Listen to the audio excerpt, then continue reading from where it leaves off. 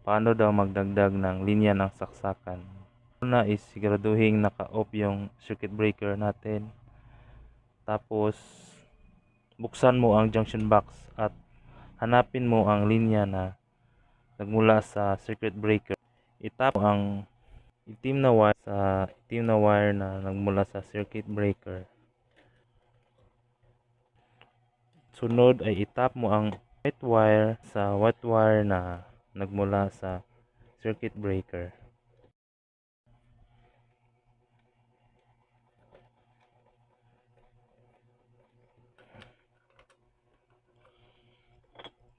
I-try natin. I-on ang circuit breaker.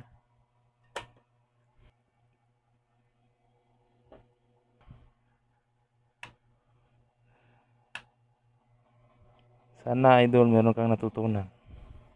Salamat.